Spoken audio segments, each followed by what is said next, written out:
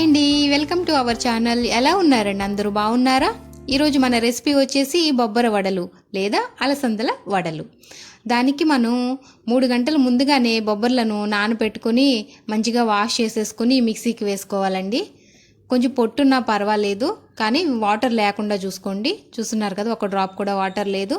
Water ఉందంటే మెత్తగా అయిపోతుంది పప్పు. అందువల్ల కొంచెం అల్లం ముక్కలు, 3 ఎండుమిర్చి, ఇక్కడ మీరు పచ్చిమిర్చి కూడా వేసుకోవచ్చు కావాలంటే, కానీ ఎండుమిర్చే బాగుంటుంది. 1 స్పూను ఉప్పు వేసుకుని మంచిగా మనం గ్రైండ్ చేసుకోవాలండి.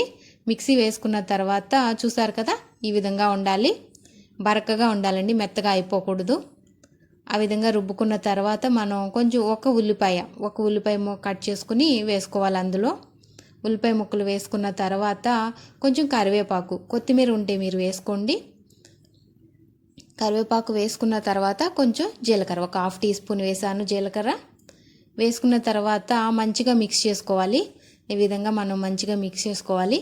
ఇక్కడ మీరు ఉప్పు సరిపోకపోతే కొంచెం వేసుకోండి. వేసుకుని ఈ విధంగా రావాలి మనకి. చూసారు కదా, అలా వడల్లాగా ఒత్తుకొని వేసుకోవడమే. మీడియం టు లో ఫ్లేమ్లో పెట్టి వేయించుకోండి. అప్పుడైతేనే మంచిగా మనకి వేగుతాయి వడలు. లేదు అంటే హైలో పెట్టేస్తే పైన కలర్ వచ్చేస్తుంది, కానీ లోపల ఉడకదండి. లేదు, లోపల ఉడికేదాకా ఉంచితే పైన మాడిపోతాయి. అందువల్ల మీడియం టు లో ఫ్లేమ్లోనే మనం పెట్టుకుని వేయించుకోవాలి. మీరు వడలుగా రావట్లేదు, కొంచెం మెత్తగా నలిగిపోయింది, ఫస్ట్ టైం వేస్తున్నారు అనుకుంటే భయపడే అవసరం లేదండి. వాటిని పునుగుల్లా కూడా మనం వేసేసుకోవచ్చు. పిండి మొత్తాన్ని ఇలా ఒకదాని తర్వాత ఒకటి వడలుగా వత్తుకుని మనం వేసేసుకోవడమేనండి. ఒక వాయి వేసాం కదా, ఇప్పుడు మంచిగా వేయించుకోండి, అటు ఇటు తిప్పుకుంటా.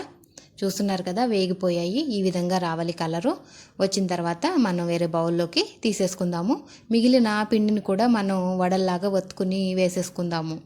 చూస్తున్నారు కదా, ఈ విధంగా. అంతేనండి. తర్వాత మనం టమాటా కారం ఎలా చేసుకోవాలంటే, ఒక పెద్ద ఉల్లిపాయ తీసుకున్నాను.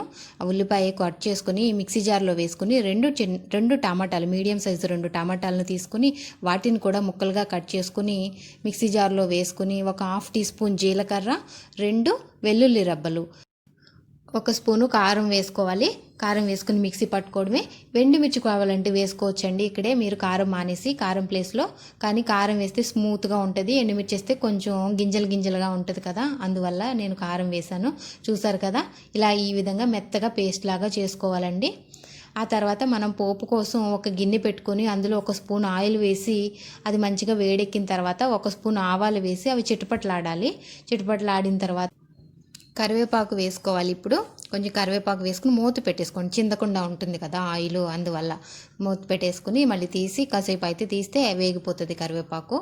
వేగిన కరివేపాకు ఆ పోపు మిశ్రమంలో ముందుగా మనం మిక్సీ చేసి పెట్టుకున్నాం కదా అండి టమాటా కారం, దీన్ని మనం ఒక 2 నిమిషాలు వేయించుకోవాలి. 2 పచ్చివే కదా, పచ్చివాసన పోయేదాకా వేయించుకోవాలండి. ఇక్కడ మీరు కొంచెం ఉప్పు వేసుకోండి, క్లిప్పింగ్ మిస్ అయింది.